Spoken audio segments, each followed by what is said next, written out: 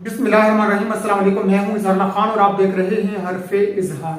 ناظرین، پاکستان میں سیلاب کے بعد پیدا ہونے والی غذائی قلت سے نمٹنے کے لیے حکومت پاکستان نے فیصلہ کیا ہے کہ وہ ہندوستان سے سبزیوں کو امپورٹ کرے گا اور کسی قسم کی اس پر ڈیوٹی اور ٹیکس عائد نہیں کیا جائے گا۔ مفتیٰ اسماعیل نے اپنے اس بیان میں کہا ہے کہ ان پر بیرونی ایجنسیوں کا دباؤ ہے کہ وہ ہندوستان کے ساتھ اپنے تجارتی تعلقات کو بحال کریں۔ ناظرین، جب سے ہندوستان نے کشمیر پر ظالمانہ طریقے سے غاصبانہ قبضہ کیا، کشمیر کی خصوصی حیثیت کو ختم کر کے وہاں پر کرفیو نافذ کیا، ظلم و بربریت کے پہاڑ توڑے اور بے شمار کشمیریوں کو قتل اور قید کیا،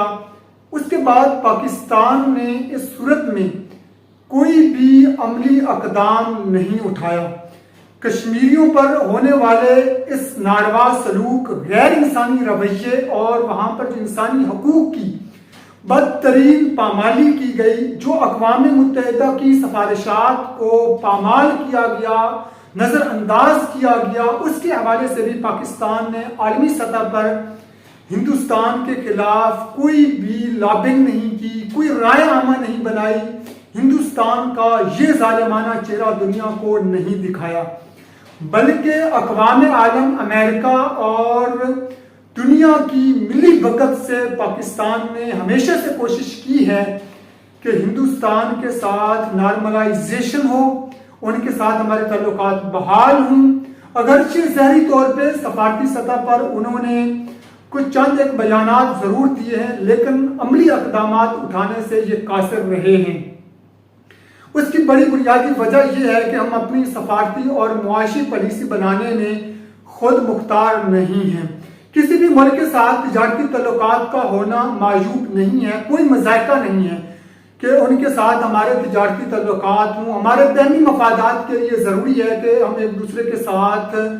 اپنے تجارتی تعلقات قائم رکھیں اور یہ ہونے بھی چاہیے، اس میں کوئی مذائقہ نہیں ہے۔ لیکن اس صورت میں جب ایک ملک آپ کے ایک حصے پر غیر قانونی طریقے سے نہ صرف یہ کہ وہاں پر قابض ہیں، بلکہ اس نے وہاں پر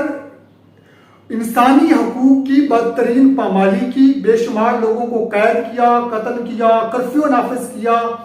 اور ظالمانہ طریقے سے وہاں پر اپنی اجارہ داری کو قائم کیا، اس صورت میں آپ دنیا کی دباؤ میں آ کر کے جب اس ہندوستان کی اجارہ داری کو، اس کی بالادستی کو قبول کرتے ہیں تو 70 سالوں سے دی جانے والی قربانیوں پر آپ پانی پھیر رہے ہیں، آپ ان سے غداری کا ارتکاب کر رہے ہیں۔ بدقسمتی سے ہر ایک موقع پر پاکستان کو جذباتی طور پہ بلیک میل کیا جاتا ہے، کبھی دیوالیہ کی تلوار لٹکا کر کے IMF کی کند چھری سے اس قوم کو ذبح کیا جاتا رہا، کبھی اب سیلاب سے پیدا ہونے والے بحران کے نام پر ہندوستان کے ساتھ تجارتی تعلقات بحال کرنے کی بات کی گئی، کبھی کہا گیا کہ اگر ہم نے امریکہ کو اڈے نہیں دیے تو ہمیں وہ پتھر کے زمانے میں دھکیل دے گا۔ اس سارے معاملے میں آخر حاصل کیا ہوا، ہم نے اپنی معاشی مجبوری کے تحت امریکہ کو اڈے دیے، لیکن اس کے بعد جو ہماری معاشی ابتری ہوئی، دہشت گردی ہوئی، جو قتل عام ہوا، جو ہماری معیشت کو نقصان پہنچا، جو دہشت گردی یہاں پر آئی، اس کا نتیجہ کیا نکلا؟ ہم نے ہر بار دیوالیہ کے خوف سے IMF سے قرضے لیے، لیکن ان قرضوں کے بعد کیا پاکستان کی قوم میں کوئی بہتری آئی، کوئی معیشت بہتر ہوئی؟ ہرگز نہیں، بلکہ ہمارے حکمرانوں کی اشرافیہ کے پروٹوکول میں تو اضافہ ہوتا رہا۔ حکمرانوں نے اپنی عیاشیوں کے لیے خزانے کا بے دریغ استعمال کیا، لیکن عوام کو کبھی بھی ریلیف نہیں مل سکا، بلکہ عوام نے اپنے پیٹ کاٹ کر کے سود کی مد میں قرضے واپس کیے، ٹیکس دیا۔ وہ قوم ٹیکس دیتی ہے جس کو نہ مفت میں تعلیم ملتی ہے، نہ انصاف ملتا ہے، نہ صحت کے حوالے سے ان کو کوئی مفت علاج ان کا ہو سکتا ہے۔ ایسی قوم کی جان مال کا تحفظ جب اس سیاست میں نہیں ہے، اس قوم کے لوگ اپنا پیٹ کاٹ کے قرضے واپس کرتے رہے، لیکن آپ کی حکمرانوں کی ہر ایک پالیسی نے عوام کو نقصان پہنچایا۔ اب آپ ہندوستان کے ساتھ تجارتی تعلقات بحال کرنے جا رہے ہیں تو کم از کم آپ کو کشمیریوں کو یہ واضح پیغام دینا ہوگا کہ برائے کرم جو آپ کشمیر بنے گا پاکستان کا نعرہ لگا رہے ہیں اور اس نام پر آپ مزاحمت کھڑی کر رہے ہیں، آپ قربانیاں دے رہے ہیں، آپ جیلیں کاٹ رہے ہیں، آپ اپنے خاندان کو مشکلات سے دوچار کر رہے ہیں اس امید کے ساتھ کہ ہم پاکستان کا حصہ بنیں گے، لیکن پاکستان آپ کو اپنانے سے قاصر ہے۔ ہماری اشرافیہ، ہمارے حکمران، ان کی مجبوریاں ہیں کہ وہ امریکہ اور اقوام عالم کی خوشنودی حاصل کریں اور ان کی رضا کی خاطر، ان کی خوشی کی خاطر اس خطے میں ہندوستان کی اجارہ داری کو، اس کی بالادستی کو قبول کریں۔ اس صورت میں کشمیریوں کو مزاحمت کی تحریک ترک کر کے اس حقیقت کو تسلیم کرنا ہوگا کہ ان کے لیے جو آزادی کی جدوجہد تھی، جو آزادی کا خواب تھا، وہ محض ایک خواب ہی تھا۔ ان کی قربانیاں رائے گاں گئیں، ان کے